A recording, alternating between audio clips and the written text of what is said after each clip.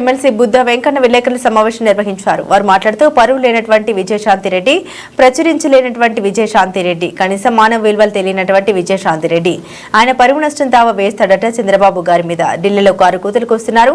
విజయశాంతిరెడ్డి నోరు అదుపులో పెట్టుకుని మాట్లాడు. పిచ్చి పిచ్చిగా కులాలను చంద్రబాబు గారికి అంటగట్టడం మానుకో.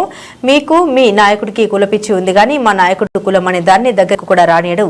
ఈవేళ మీరు ఏ కమ్మ జాతి గురించి మాట్లాడుతూ కేవీ రావు కమ్మ, ఈయన కమ్మ అని నువ్వు మాట్లాడావో ఒకసారి కులాల గురించి వివరిస్తా. మీరు మీ నాయకుడు కమ్మ ద్వేషి, మా నాయకుడు ఏ కులానికి ద్వేషి కాడు. కాబట్టి ఈవేళ చంద్రబాబు గారి కేబినెట్ లో నలుగురికి రెడ్లకు ఇచ్చారు, నలుగురికి కమ్మ వారికి ఇచ్చారు, నలుగురు కాపులకు ఇచ్చారు, నలుగురు దళితులకు ఇచ్చారు, 11 మంది బీసీలకు ఇచ్చారని తెలిపారు. ఈ కేసులో ముందు నేను జైలుకు పంపిస్తా దయ్యాలు వేదాలు వలించినట్లు పరువు లేని వాడికి పనష్టం దావా ఆట.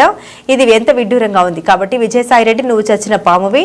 మీ పార్టీ అనేది టైటానిక్ షిప్ మునిగిపోయినట్లే మీ పార్టీ మునిగిపోయింది. మీరు ఎన్ని లంగర్లు వేసినా అది లేవదు. 4 సంవత్సరాల సంగతి అటుంచి నువ్వు గురువారం ఢిల్లీలో మాట్లాడిన మాటలకు మూల్యం చెల్లించక తప్పదు. నిన్ను లోపల వేసేంత వరకు నేను మాత్రం నిన్ను వదలను విజయసాయిరెడ్డి అని పేర్కొన్నారు.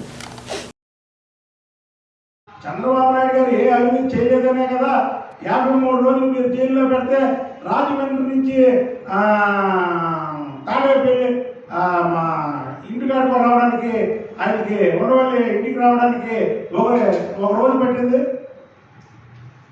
అంటే జన సముద్రం. జగన్మోహన్ రెడ్డి నిన్న జైల్లో వేస్తే ఇంటికి మీకు బెయిల్ వచ్చినప్పుడు చక్కగా కారులో ఇంటికి వెళ్ళిపోయారు. మీకు ఎవరైనా వచ్చాడా స్వాగతం పలకడానికి? ఎవరైనా వచ్చాడా బాధపడుతూ? మీరు అవినీతి కేసులో వెళ్ళారు, ప్రజల ఆస్తులు దోచుకుని వెళ్ళారు, చంద్రబాబు నాయుడు గారిని అక్రమంగా అరెస్ట్ చేసి లోపల పెట్టారు. కాబట్టే కదా ప్రజల మద్దతు ఆయనకు ఉంది. మరి చంద్రబాబు నాయుడు గారిని జైల్లో పెడతామంటావా?